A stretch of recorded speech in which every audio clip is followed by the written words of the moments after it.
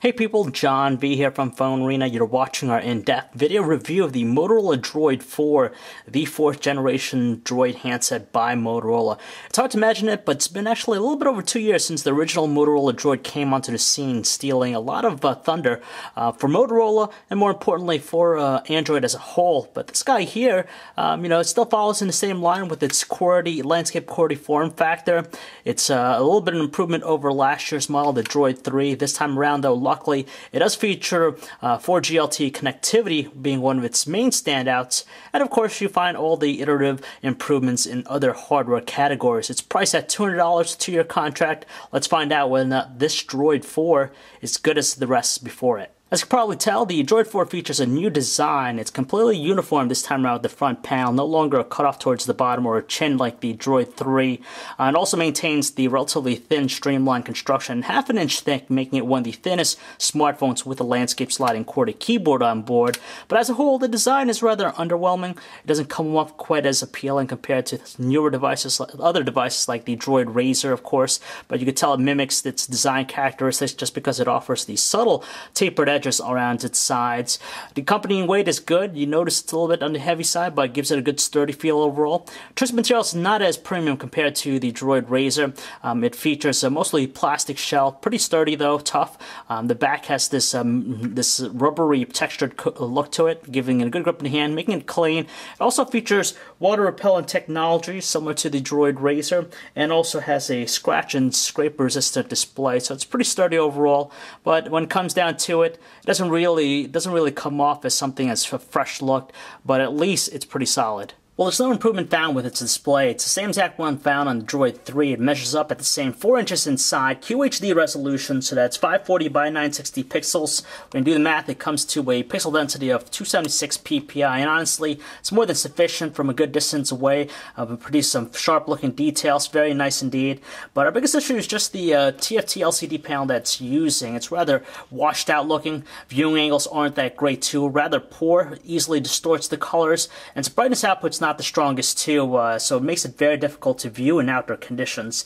The other strange thing that we find is that it has this ghosting effect going on with it, which is very noticeable, especially when you use darker themed wallpapers. You can tell with just the animations, it just seems to have like a little bit of blur. We're not sure exactly if it's just the display or if it's the software that's doing that, but it's very noticeable, only with darker themed wallpapers.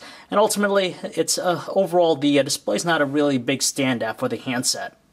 We have no issues at all in terms of accidental presses with its capacitive Android buttons. They're placed far away from the edges, so it doesn't have much of an impact. Above the display we find its earpiece, and you can tell here in the top right corner you have the front-facing 1.3 megapixel camera, which has the ability to shoot 720p videos. Unfortunately, the dedicated power button on the top edge is a little bit on the flat side, and its response is very soft. You also have the 3.5mm headset jack right up there, and also the noise cancellation microphone. Towards the bottom left edge of the handset, you find the ports, the micro USB port for data and charging connectivity, micro HDMI out ports, so you get a mirrored experience, and of course they can combine together with Motorola's various accessories, so you can get the webtop experience. Also, we're not fans of the handset's volume controls. They're a little bit on the flat side, and their responses are again rather soft. In the rear, we're presented with its 8-megapixel autofocus camera with a single LED flash, ability to shoot 1080p videos, and towards the bottom edge you have just the notch there for its internal speaker. Strangely, in order to get off the back cover, you're going to have to use this removal tool that comes with the handset. It's not meant to come off of, just like sliding it off, but in fact, we managed to do it with enough force, but to do it properly, you're going to need to just stick it in like so, and then you just push it down and pull the back cover very easily, just like that. But even more strange, the fact that there's this giant sticker over the battery, and it says here that the battery's not removable, which is rather strange. You have access to the micro SIM card and micro SD card slots, but it's just weird having it, placed there. It's just a weird design overall, just because if they want to keep the battery away from the users, they could have moved these slots elsewhere on the handset and kept the entire back cover completely shut, but instead, you have that, so it's rather strange to tell the truth. We were absolutely smitten by the Droid 3's fantastic keyboard last year, and we proclaimed it as being one of the best handsets with the landscape keyboard. And we wondered how Motorola was going to do itself better this time around with the Droid 4, and luckily they solved that very easily. The mechanism is the same as before. It's a manual mechanism. It slides into place, it locks in there, and you agree to its 5-row QWERTY keyboard. The great thing about it is that it offers a dedicated row for numbers and also a directional pad, so very useful. It looks rather flat, but it's very good distinctive feel with all the buttons. Plasticky by nature, but the best part about it is just the response. Very tactile, gives you that really nice clicky feel to it. Very solid overall. Even better is just the backlighting. It has a LED backlighting, so even in low lighting conditions, bright conditions, it really stands out and has this really nice glowing effect. And overall, it's just a wonderful QWERTY keyboard. First featured on the Droid 3 last year, the Droid 4 utilizes the same exact custom Android experience. It's on top of Android 2.3.6 Gingerbread, so some of you might be disappointed to find Gingerbread on board, but it is mentioned as getting ice cream sandwich sometime in second quarter of this year, so let's hopefully that's not too much of a wait. As far as the actual experience, it's very nice with its 3D effects, very heavy with it. You notice it in an abundance. Even while you're scrolling through the app panel, you can tell it has all those 3D transition effects in play. It gives it a really nice, appealing, and eye-catching look to it, but overall, nothing different. It still has all the same level of personalization that we find on other Android handsets, and doesn't differ whatsoever with other recent Motorola devices. Being an improvement, the Droid 4 runs a dual-core 1.2 GHz Ti OMAP 4430 processor. It's a slight upgrade in terms of clock speed over the one found in the Droid 3, but this time around, rather than having 512 megabytes of RAM, it has a double at 1 GB, so it does offer a really nice responsive experience. You can tell the performance very smooth. Even with the live wallpaper, it's managing to track our finger very well. Very little slowdown with most basic operations, but strangely, if we go to the gallery here, it's still plagued by that same exact choppy movement, which we'll show you here real quick, when you're pinch zooming, which is rather strange, but everything else, it runs very quick. Just this one thing with pinch zooming in the gallery, which is very noticeable. But besides that, it's still a very fast device. No doubt the best option for typing out messages is using the physical keyboard just because it's so awesome, but as an alternative, you have the on-screen keyboards as well. You have two options available. You have the multi-touch keyboard and the swipe keyboards. If you have large fingers, you might find the layout to be a little bit on the cramped side, but fortunately, the responses are very quick and accurate, and overall, pretty easy to use. Not surprisingly, email is great also with the smartphone. With the Gmail app, of course, you get all the features you find in desktops, such as being able to label stuff, threaded conversations, and setup is a breeze. Normally just ask for a username and password, and 9 out of 10 times it'll automatically set up. Now finally, with the Droid series, the handset offers 4G Lte Connectivity, which offers fantastic data speeds. We managed to get as much as 15 megabits per second down and 7 megabits per second up, which is great in high coverage areas like ours here. As far as the web browsing performance goes, it's also fantastic. It offers very smooth pinch gestures and kinetic scrolling, very responsive, and doesn't stutter that much in the wake of Flash content. And overall, it's definitely a pleasure to use. Seeing that the Android experience is unchanged from the previous Droid 3, of course, the music player is no different too. It's pretty much conventional looking with the album cover and on-screen controls, but in portrait you can tell its usefulness with displaying the lyrics as it's playing. As far as presentation, if you put to landscape and you're browsing through your albums, you get that nice 3D carousel effect to it, which is very nice and sharp. As far as the audio quality, it's very strong with its single speaker, very prominent, robust tones, doesn't crackle, and does offer quite a few different equalizer settings to better fine-tune the audio output. Video playback's not a problem with the Droid 4 because the video we have here, which is encoded in DivX 1920 by 1080 resolution, is moving very swimmingly. No evidence of any slowdown or lag. Although the display is not the best quality out there, it's more than sufficient for our needs.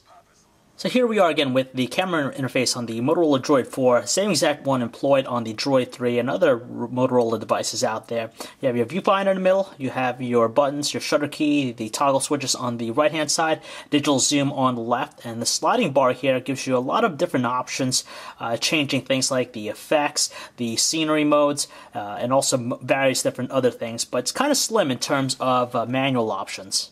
Last year, we were terribly disappointed by the image quality produced by the Motorola DROID 3, but it seems like Motorola has done a better job this time around with the 8-megapixel camera on the DROID 4, and overall a lot better photos. Though it's not stellar, it's more than acceptable. In sunny conditions, details tend to be a little bit on the soft side, and it's very prominent in cloudy situations. It tends to become a little bit more speckled, soft in tone with the details. Color production has a cooler look to it, so it does tend to come out a little bit on the bluish side. And low lighting shots, of course, more grainy looking. You notice a lot more noise too. The LED flash does a decent job illuminating scenery, but unfortunately, if you're in complete darkness, it has no effect at all because the handset has a hard time focusing in beforehand. Much in the same way, the DROID 4's 1080p high-definition video recordings aren't stellar, but they're more than tolerable to accept. First of all, it moves swimmingly at a good rate, barely any slowdown or lag, but unfortunately, details are pretty much out the door. It exhibits the same speckled looks, very soft in tone, being easily the biggest distraction with the overall quality. It doesn't offer continuous autofocus, but rather it has touch focus, so you tap anywhere on the screen, it'll adjust that for you. In low lighting conditions, of course, there's some digital noise that become more abundant, and there's some light artifacting going on, but as a whole, it's decent. Color quality is actually very good on the DROID 4. We're very content by the overall results. With the Earpiece, good volume tones, not the strongest. It's right there in the middle, but there are no evidence of any background noise, static, or distortion whatsoever with it. And voices sound fairly clear on both ends of the line. And as we switch to using the speakerphone, it delivers a really strong output with its volume. And again, voices are pretty distinctive.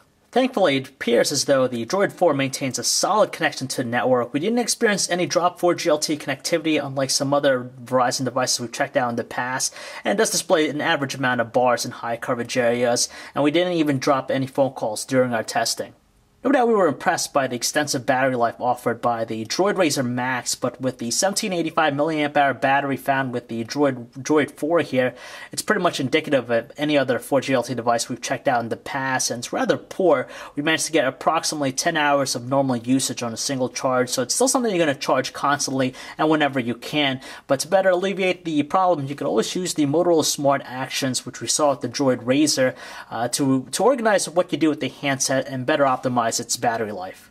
Of course, there's a lot riding on the back of the Motorola DROID 4 just because it comes from a prominent Android family, but as a whole, it doesn't quite have that same appeal compared to some other recent Motorola devices like the DROID Razr or the DROID Razr Max. And in all honesty, some could argue that it's losing its touch, but to tell you the truth, the DROID family was never known for its hardware, but it just had a really balanced appeal to it.